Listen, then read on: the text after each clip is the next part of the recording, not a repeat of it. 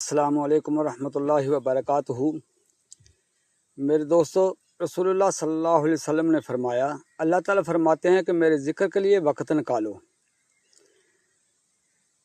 ورنہ میں تمہیں دنیاوی کاموں میں اس طرح پھنسا دوں گا، دنیاوی کام اس طرح تم پر مسلط کر دوں گا کہ تمہیں فرصت ہی نہ ہوگی ذکر کرنے کی اور تم سکون سے محروم ہو جاؤ گے۔ میرے دوستو، اللہ نے پوری کائنات بنائی، ہم سب کو بنایا، مسلمانوں کو بنایا اور مسلمانوں کو بہترین امت کا خطاب دیا۔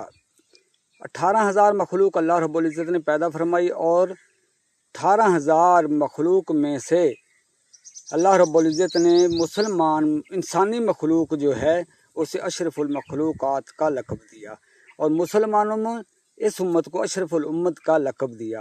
اللہ رب العزت فرماتے ہیں کہ میں نے تمہارے لیے اتنا کچھ کیا، تم صرف اپنے قلب کو میرے لیے، میرے ذکر کے لیے خالی نہیں رکھ سکتے۔ سوتے بیٹھتے، اٹھتے بیٹھتے، جاگتے میرے دوستو اللہ رب العزت کا ذکر کیا کریں۔ اللہ رب العزت ہمارے قلب کو ذکر کی نورانیت نصیب فرمائے۔ آمین ثم آمین۔ جزاک اللہ۔